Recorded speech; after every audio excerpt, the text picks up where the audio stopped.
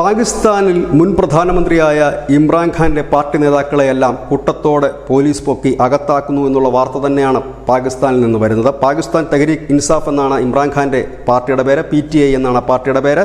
അതിൻ്റെ മുതിർന്ന നേതാക്കളായ ബാരിസ്റ്റർ ഗോഹർ അലി ഖാൻ, ഷേർ അഫ്സൽ ഖാൻ മർസത്ത്, അഡ്വക്കേറ്റ് ഷോയിബ് ഷഹീൻ തുടങ്ങിയ നേതാക്കളടക്കം ഇവരെല്ലാം MP-മാരാണ്, പാർലമെൻറ്റ് അംഗങ്ങളാണ്. ഇവർ പാർലമെൻറ്റിന് പുറത്തേക്ക് വരുമ്പോൾ പോലീസ് പിടികൂടുകയായിരുന്നു എന്നാണ് ഇപ്പോൾ പുറത്തു വരുന്ന വിവരം. എന്തിനാണ് ഇവരെ അറസ്റ്റ് ചെയ്തെന്നുള്ളത് വെളിപ്പെടുത്താൻ പോലീസ് തയ്യാറായിട്ടുമില്ല. ബാക്കിയുള്ള MP-മാർ പാർലമെൻറ്റിനകത്ത് തന്നെ തുടരുകയാണ്. അവർ പറയുന്നത് പുറത്തെത്തിയാൽ തങ്ങളെ അറസ്റ്റ് ചെയ്യുമെന്നാണ്. കഴിഞ്ഞ ഒരു വർഷമായി ജയിലിലുള്ള ഇമ്രാൻഖാൻ്റെ മുകളിൽ വീണ്ടും കേസുകൾ ചാർത്തിക്കൊണ്ട് ജയിലിൽ അടയ്ക്കാനുള്ളൊരു തീരുമാനത്തിലേക്കാണ് സർക്കാർ നീങ്ങുന്നതെന്നും PTI ഒരുപക്ഷെ നിരോധിച്ചേക്കാമെന്നും പറയുന്നു.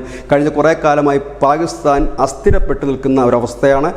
ഒരു ഭാഗത്ത് അവർ തന്നെ വളർത്തി വലുതാക്കിയ തീവ്രവാദികൾ അവർക്കെതിരെ തന്നെ തിരിയുന്ന ഒരു സാഹചര്യം, സാമ്പത്തികമായി കടുത്ത പ്രതിസന്ധിയിലൂടെ നീങ്ങുന്നു, ഭരണത്തിൽ അസ്വസ്ഥത.